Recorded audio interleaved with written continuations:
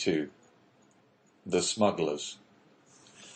Dante had not been a day on board before he had a very clear idea of the men with whom his lot had been cast.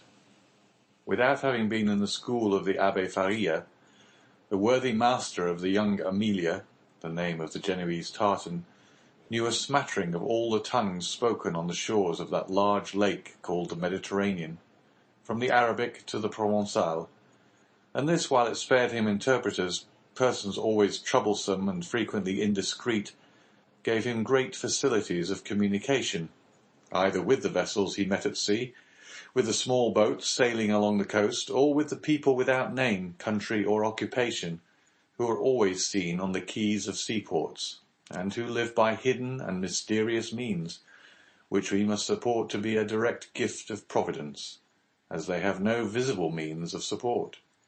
It is fair to assume that Dante was on board a smuggler. At first the captain had received Dante on board with a certain degree of distrust. He was very well known to the customs officers of the coast, and as there was between these worthies and himself a perpetual battle of wits, he had at first thought that Dante might be an emissary of these industrious guardians of rights and duties, who perhaps employed this ingenious means of learning some of the secrets of his trade. But the skilful manner in which Dante had handled the lugger had entirely reassured him, and then, when he saw the light plume of smoke floating above the bastion of the Chateau d'If, and heard the distant report, he was instantly struck with the idea that he had on board his vessel one whose coming and going, like that of kings, was accompanied with salutes of artillery. This made him less uneasy, it must be owned, than if the newcomer had proved to be a customs officer. But this supposition also disappeared like the first, when he beheld the perfect tranquillity of his recruit.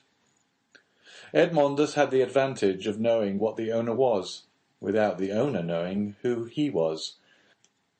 And, however the old sailor and his crew tried to pump him, they extracted nothing more from him. He gave accurate descriptions of Naples and Malta, which he knew as well as Marseille, and held stoutly to his first story. Thus the Genoese, subtle as he was duped by Edmund, in whose favour his mild demeanour, his nautical skill, and his admirable dissimulation pleaded. Moreover, it is possible that the Genoese was one of those shrewd persons who know nothing but what they should know, and believe nothing but what they should believe. In this state of mutual understanding they reached Leghorn. Here Edmond was to undergo another trial. He was to find out whether he could recognize himself, as he had not seen his own face for 14 years. He had preserved a tolerably good remembrance of what the youth had been, and was now to find out what the man had become. His comrades believed that his vow was fulfilled. As he had 20 times touched at Leghorn, he remembered a barber in St. Ferdinand Street. He went there to have his beard and hair cut. The barber gazed in amazement at this man with the long, thick and black hair and beard, which gave his head the appearance of one of Titian's portraits. At this period it is not the fashion to wear so large a beard, and hair so long. Now a barber would only be surprised if a man gifted with such advantages should consent voluntarily to deprive himself of them. The Leghorn barber said nothing, and went to work. When the operation was concluded, and Edmond felt that his chin was completely smooth, and his hair reduced to its usual length, he asked for a hand-glass. He was now, as we have said, 33 years of age, and his 14 years' imprisonment had produced a great transformation in his appearance. Dante had entered the Chateau d'If with the round, open, smiling face of a young and happy man, with whom the early paths of life have been smooth, and who anticipates a future corresponding with his past. This was now all changed. The oval face was lengthened. His smiling mouth had assumed the firm and marked lines which betoken resolution. His eyebrows were arched beneath a brow furrowed with thought. His eyes were full of melancholy, and from their depths occasionally sparkled gloomy fires of misanthropy and hatred. His complexion, so long kept from the sun, had now that pale colour which produces, when the features are encircled with black hair, the aristocratic beauty of the man of the north. The profound learning he had acquired had besides diffused over his features a refined intellectual expression, and he had also acquired, being naturally of a goodly stature, that vigour which a frame possesses, which has so long concentrated all its force within itself. To the elegance of a nervous and slight form had succeeded the solidity of a rounded and muscular figure. As to his voice, prayers, sobs, and imprecations had changed it so that at times it was of a singularly penetrating sweetness, and at others rough and almost hoarse. Moreover, from being so long in twilight or darkness, his eyes had acquired the faculty of distinguishing objects in the night, common to the hyena and the wolf. Edmond smiled when he beheld himself. It was impossible that his best friend, if indeed he had any friend left, could recognize him. He could not recognize himself. The master of the young Amelia, who was very desirous of retaining amongst his crew a man of Edmond's value, had offered to advance him funds out of his future profits, which Edmond had accepted. His next care on leaving the barber's, who had achieved his first metamorphosis, was to enter a shop and buy a complete sailor's suit. A garb, as we all know, very simple and consisting of white trousers, a striped shirt and a cap. It was in this costume, and bringing back to Jacopo the shirt and trousers he had lent him, that Edmond reappeared before the captain of the lugger, who had made him tell his story over and over again before he could believe him or recognize in the neat and trim sailor the man with thick and matted beard, hair tangled with seaweed, and body soaking in sea brine, whom he had picked up naked and nearly drowned. Attracted by his prepossessing appearance, he renewed his offers of an engagement to Dante. But Dante, who had his own projects, would not agree for a longer time than 3 months. The young Amelia had a very active crew, very obedient to their captain, who lost as little time as possible. He had scarcely been a week at Leghorn before the hold of his vessel was filled with printed muslins, contraband cottons, English powder, and tobacco in which the excise had forgotten to put its mark. The master was to get all this out of Leghorn free of duties, and land it on the shores of Corsica, where certain speculators undertook to forward the cargo to France. They sailed. Edmond was again cleaving the Azure Sea, which had been the first horizon of his youth, and which he had so often dreamed of in prison. He left Gorgone on his right and La Pianosa on his left, and went towards the country of Paoli and Napoleon. The next morning, going on deck, as he always did at an early hour, the patron found Dante leaning against the bulwarks, gazing with intense earnestness at a pile of granite rocks, which the rising sun tinged with rosy light. It was the island of Monte Cristo. The young Amelia left it 3/4 of a league to the larboard, and kept on for Corsica. Dante thought, as they passed so closely to the island whose name was so interesting to him, that he had only to leap into the sea, and in half an hour be at the promised land. But then what could he do without instruments to discover his treasure, without arms to defend himself? Besides, what would the sailors say? What would the patron think? He must wait. Fortunately, Dante had learned how to wait. He had waited 14 years for his liberty, and now he was free he could wait at least 6 months or a year for wealth. Would he not have accepted liberty without riches if it had been offered to him? Besides, were not these riches chimerical, offspring of the brain of the poor Abbé Faria? They had not died with him. It is true The letter of the Cardinal Spada was singularly circumstantial, and Dante repeated it to himself from one end to the other, for he had not forgotten a word. Evening came, and Edmond saw the island tinged with the shades of twilight, and then disappear in the darkness from all eyes but his own, for he, with vision accustomed to the gloom of a prison, continued to behold it at last of all, for he remained alone upon the deck. The next morn broke off the coast of Aleria. All day they coasted, and in the evening saw fires lighted on land. The position of these was no doubt a signal for landing, for a ship's lantern was hung up at the masthead instead of the streamer, and they came to within a gunshot of the shore. Dante noticed that the captain of the young Amelia had, as he neared the land, mounted 2 small culverins, which, without making much noise, can throw a 4-ounce ball 1,000 paces or so.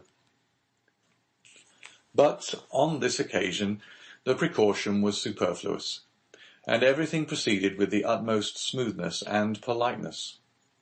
4 shallops came off with very little noise alongside the lugger, which, no doubt in acknowledgment of the compliment, lowered her own shallop into the sea, and the 5 boats worked so well that by 2 o'clock in the morning all the cargo was out of the young Amelia and on terra firma.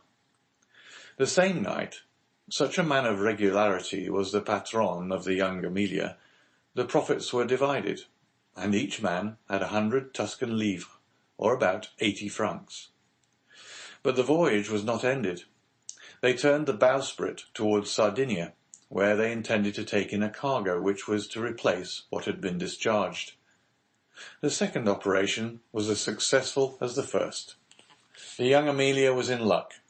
This new cargo was destined for the coast of the Duchy of Lucca, and consisted almost entirely of Havana cigars, sherry, and Malaga wines.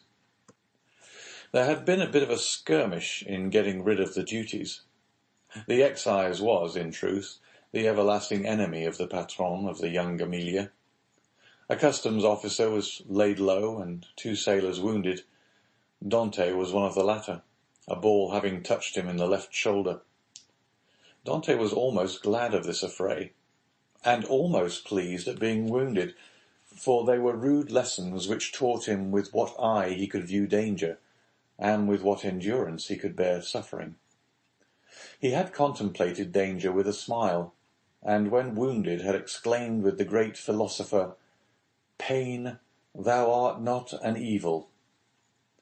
He had, moreover, looked upon the customs officer wounded to death, and, whether from heat of blood produced by the encounter, or the chill of human sentiment, this sight had made but slight impression upon him.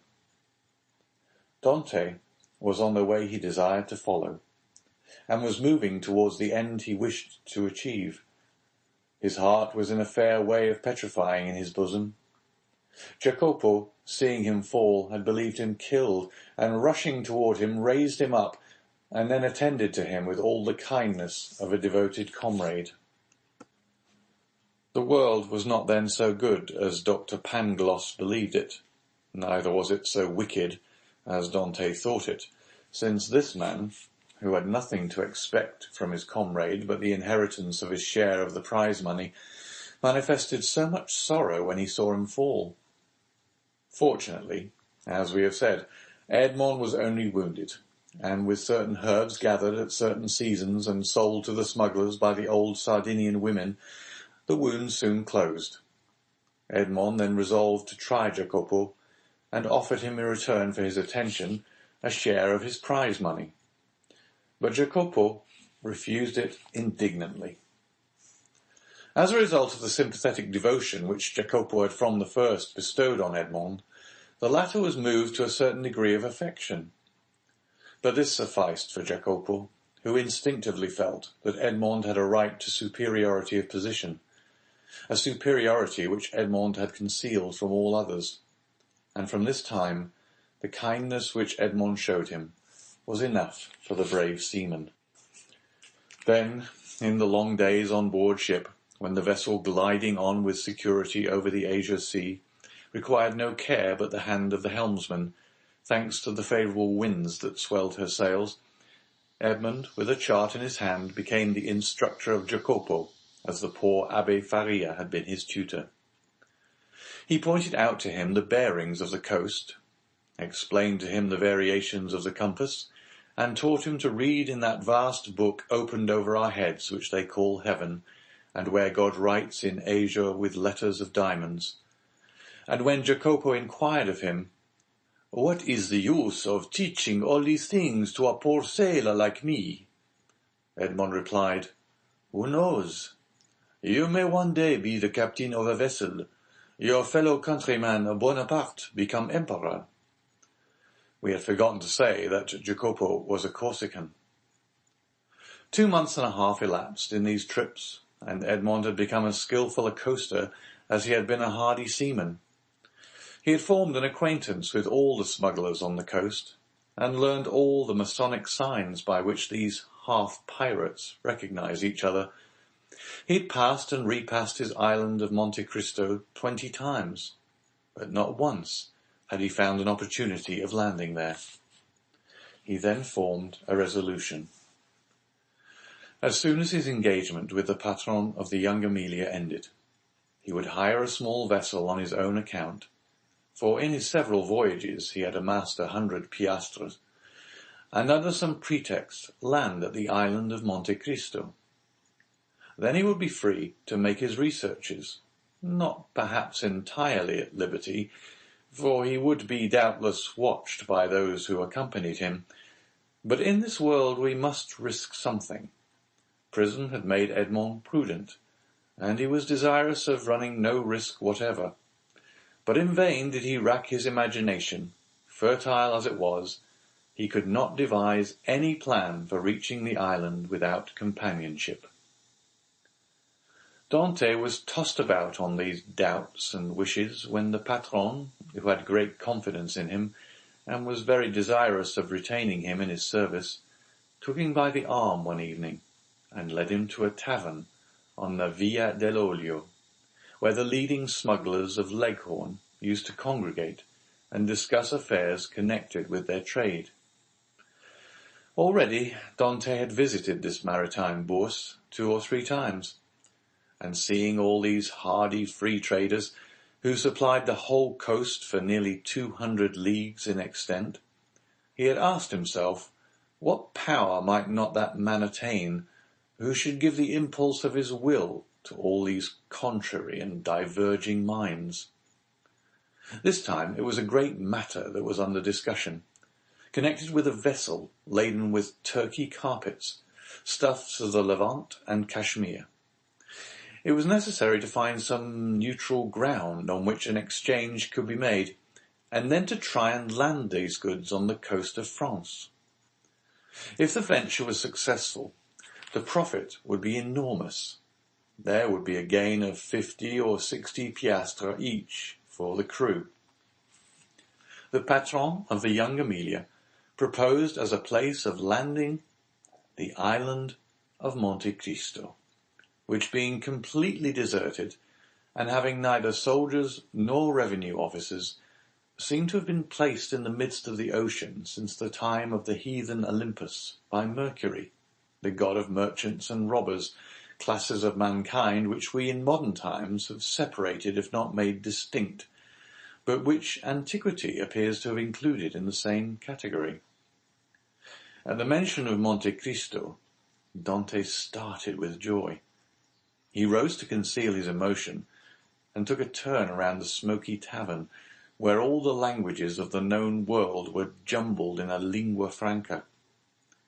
When he again joined the 2 persons who had been discussing the matter, it had been decided that they should touch at Monte Cristo, and set out on the following night. Edmond, being consulted, was of opinion that the island afforded every possible security, and that great enterprises to be well done should be done quickly. Nothing then was altered in the plan, and orders were given to get under way next night, and wind and weather permitting, to make the neutral island by the following day. End of chapter 22.